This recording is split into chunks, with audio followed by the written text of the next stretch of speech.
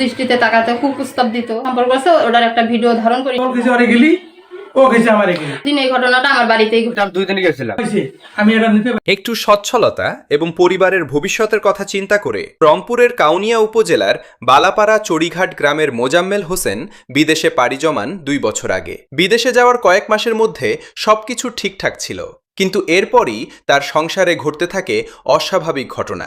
আমার সম্পর্কে দুলাভাই আগে থেকে আমাদের বাড়িতে আসা যাওয়া করতো তখন থেকে আমার দিকে কুদৃষ্টিতে তাকাতে খুব প্রস্তাব দিত, যা নিয়ে এখন রীতিমতো তোলপাড় চলছে এলাকায়। প্রবাসীর স্ত্রীর অভিযোগের পরিপ্রেক্ষিতে অভিযুক্ত সম্পূর্ণ অভিযোগ অস্বীকার করছে। সব মিলিয়ে এ বিষয়টি এখন নাটকীয় মোড় নিয়েছে। 20 আগস্ট 2025 সাল আমাদের বাড়িতে দুপুর টাইমে আসছিল। আসার পর ওই টাইমে আমি বাচ্চা নিয়ে শুয়েছিলাম। শুয়ে থাকার কারণে আমার খুব প্রস্তাব দিত অনেক সময় থেকে, তো আমি তো না করতাম। না করার কারণে ওই সময় বাড়িতে কেউ ছিল না, আমিও একাই ছিলাম। ভুক্তভোগী মিনারা খাতুন অভিযোগ করে বলেন, তার স্বামীর দূর সম্পর্কের আত্মীয় ও দুলাভাই মেজবাউল হক আগে থেকেই তাদের বাড়িতে নিয়মিত আসা দেওয়া করত।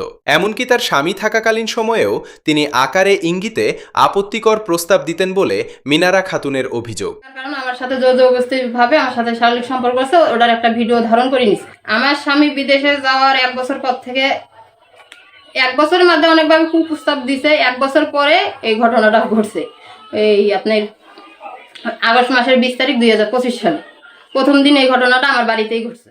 তিনি বলেন, স্বামী বিদেশে চলে যাওয়ার পরে তিনি আরও বেশি তাদের বাড়িতে আসা যাওয়া শুরু করেন, কুদৃষ্টিতে তাকাতেন এবং অনৈতিক প্রস্তাব দিতেন। প্রতিবারই তিনি তার প্রস্তাব প্রত্যাখ্যান করতেন। মিনারা খাতুন এর ভাষ্য অনুযায়ী 2025 সালের 20 অগস্ট দুপুরে বাড়িতে অন্য কোনো সদস্য উপস্থিত ছিলেন না। এই সুযোগে অভিযুক্ত তার ঘরে প্রবেশ করেন। সেই সময় তিনি সন্তানদের নিয়ে বিশ্রাম নিচ্ছিলেন বলে জানান। ওই সময় তার ইচ্ছার বিরুদ্ধে তার সাথে অনৈতিক কর্মকাণ্ড করা হয় বলে তিনি অভিযোগ করেন। শুধু তাই নয়, অভিযুক্ত পুরো ঘটনা মোবাইল ফোনে ধারণ করেন বলেও অভিযোগ তোলেন মিনারা খাতুন। ভিডিওটা দিয়ে আমাকে পুনরায় ব্ল্যাকমেল করে। ওই ভিডিওটা দিয়ে আমাকে পুনরায় ব্ল্যাকমেল করে। ওই ব্ল্যাকমেলের কারণে আমাকে যখন যেখানে ডাকে আমি সেখানে যাইতে বাধ্য হই। আমারে বলে আমার স্বামীর সংসার ভেঙে দিবে, আমার বাচ্চাদের ক্ষতি করবে, এজন্য আমি যখন যেখানে ডাকে সেখানে যাইতে বাধ্য হই। এগুলো সবকিছু এভাবে চলতেই থাকে। বিভিন্ন জায়গায় তার বন্ধুর বাড়িতে বা তার বাড়িতে এখানে ওখানে নিয়ে যায়। যখন যেখানে ডাকতো এটা যাইতাম। আপনার এটা শেষ হয়েছে সেপ্টেম্বর মাসের 12 তারিখে। আমার বাচ্চা যখন ওই ঘুমের ওষুধ খাওয়ার কারণে যে অসুস্থতা হয়েছিল তখন বলছি যে আমার বাচ্চা সংসার বাঁচানোর জন্য আমি সব কথা মেনে নিছি।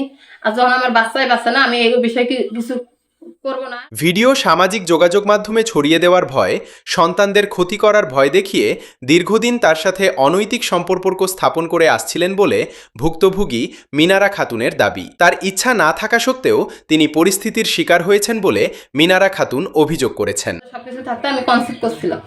কনসেপ্ট করার পরে এই বিষয়টা আমার শাশুড়ি টের পাইছে। বাড়িতে আসার পর টের পাওয়ার পর আমি আমার শাশুড়ির কাছে পুনরায় সবকিছু স্বীকার করি। তারপর আমার শাশুড়ি তার ছেলেরে ডাকে বিদেশ থেকে।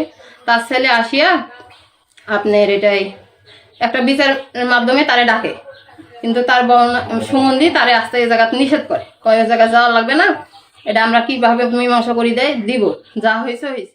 মিনারা খাতুন আরও বলেন, এক পর্যায়ে তিনি অসুস্থ হয়ে পড়েন। তখন তিনি বিষয়টি গোপন না রেখে প্রতিবাদ করার সিদ্ধান্ত নেন। এদিকে মিনারা খাতুন গর্ভবতী হয়ে পড়েন বলেও দাবি করেন। তার শরীরের অস্বাভাবিক পরিবর্তন দেখে প্রথমে বিষয়টি সন্দেহ করেন শাশুড়ি। এরপর পুরো ঘটনা শাশুড়ির কাছে মিনারা খাতুন খুলে বলেন। পরিবারের অন্যান্য সদস্যরা বিষয়টি জানতে পারে বিদেশে থাকা মোজাম্মেল হোসেনের সঙ্গে যোগাযোগ করেন এবং তাকে দ্রুত দেশে ফেরার তাগিদ দেন। পুরুষ জাতির বাংলাদেশে যত পুরুষ আছে, আমার যে ঘটনা, আমার সুখের একটা সংসার, 2টা ছেলে, একটা ছেলে পরে আমার হাফেজ। এই সোনার সংসারে ওই বিশ্বাসঘাতক আমার বউ নাই, ও সে আমার গার্জিয়ানের মতো। সে তাকে আমি এরকম সম্মান করছি, সে আমার গার্জিয়ান। ও কিছুদিন আগে আমাকে ফোন দিয়ে বলছে, মোজাম্মেল তোর এই বউ ভালো না, 1-2 লাখ টাকা খরচ হলে হোক। তবে মিনারা খাতুন অভিযোগ করেছেন, বিষয়টি প্রকাশ হওয়ার পর থেকেই তাদেরকে নানাভাবে ভয়ভীতি দেখানো হচ্ছে বলে অভিযোগ করেন। এমনকি পরিবারের নিকট আত্মীয়দের মাধ্যমেও বিষয়টি ফয়সালা করার একাধিকবার চেষ্টা করা হয়। এদিকে ঘটনার খবর পেয়ে দ্রুত মোজাম্মেল হোসেন দেশে ফেরেন। 1 লাখ টাকা না 2,60,000 টাকা আমাকে বলছে, ইতিমধ্যে দিয়েছে। আমি জানি অ্যাকাউন্টের টাকা আছে 1,20,000। আর কিস্তি চলছে এখানে, ব্র্যাক ব্যাংকে থেকে কিস্তি চলছে। ব্র্যাক ব্যাংকের অফিসার ফোন দিয়ে এখনো শুনতে পারবেন, আমি কিন্তু জানি না। কিস্তি চলছে 1.5 লাখ। এই কিস্তির টাকাও ছিলেন দিচ্ছে কিস্তির টাকা ওই ছেলে নেছে, এবং মনে করেন যে আমার যে টাকা অ্যাকাউন্টে রাখছিলাম সেটাও নেছে, আমার চাষি হয় তার কাছ থেকেও কিস্তির টাকা তুলে নিয়ে ওই তারা দিয়েছে। কিন্তু এখন মনে করেন টাকাও নেছে, আমার সংসার এক কথায় আমার টোটালি সংসার আমার গিলি গেছে। ও খেয়েছে ওই মিসবাউল খেয়েছে আরে গিলি, ও খেয়েছে আমার গিলি। তিনি অভিযোগ করেন, যাকে পরিবারের অভিভাবকের মতো বিশ্বাস করেছিলেন তিনি তার সংসারটাকে পুরোপুরি নষ্ট করে দিয়েছেন। মোজাম্মেল হোসেন জানিয়েছেন, প্রায় মোবাইল ফোনের মাধ্যমে তার সঙ্গে অভিযুক্ত যোগাযোগ হতো। অভিযুক্ত বিভিন্নভাবে তার স্ত্রীকে ডিভোর্স দেওয়ার জন্য প্ররোচনা দিতেন বলে অভিযোগ করেন মোজাম্মেল হোসেন। এটা নিতে পারিনি। এখন বর্তমান আমার যে সিজন মানে আমি ব্যস্ত না, এরকম আমার অবস্থা হয়েছে। সমস্ত এখন আমার বউ এখন সবকিছু স্বীকার করবে না, তার কাছে প্রুফ আছে। টাকা পাঠিয়ে দিচ্ছে, কখন কোন টাইমে টাকা পাঠিয়ে দিচ্ছে বিয়ে করার জন্য, গুন্ডে ভাড়া করার জন্য, সমস্ত প্রুফ আছে। এখন তাই তো স্বীকার করবে না সব। মনে করেন যে আমার ডাঙ্গও খেলাম, 4-5 লাখ টাকাও শেষ হয়ে গেল আমার। এখন মানে সমাজে মুখ দেখতে পারবে না, আমি মনে করেন যে ছোট বাচ্চার সামনে যেতে পারি না, এমন একটা অবস্থা। এখন আমি এরকম একটা বিচার চাওয়া রাখছি, আল্লাহ জমিনে কোনো পুরুষ যেন এরকম বিপদে না পড়ে। এদিকে প্রবাসী মোজাম্মেল হোসেন আরও অভিযোগ করেছেন, তার বিদেশ থাকাকালীন সময়ে তার বিপুল পরিমাণে অর্থ, টাকা পয়সা, স্বর্ণালংকার এবং বিভিন্ন ধরনের আসবাবপত্র তিনি কৌশলে অর্থাৎ অভিযুক্ত নিজে আত্মসাৎ করেছেন বলে তিনি দাবি করেছেন।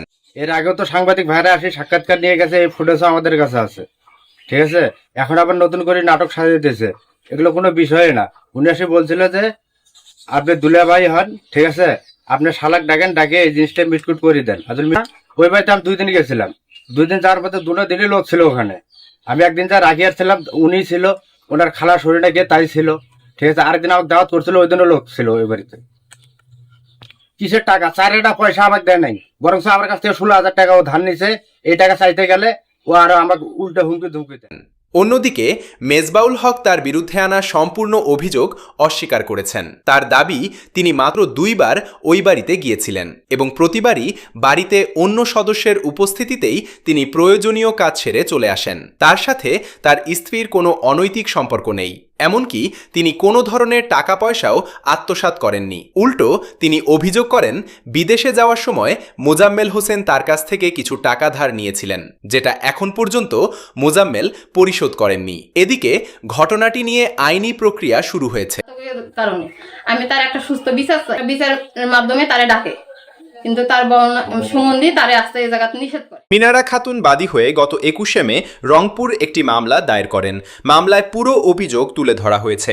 এদিকে ভুক্তভোগী নারী ও তার স্বামী চরম অনিশ্চয়তার মধ্যে দিন কাটাচ্ছেন বলে জানিয়েছেন। ভিডিও সম্পর্কে আপনার মূল্যবান মতামত আমাদেরকে লিখে জানাতে পারেন।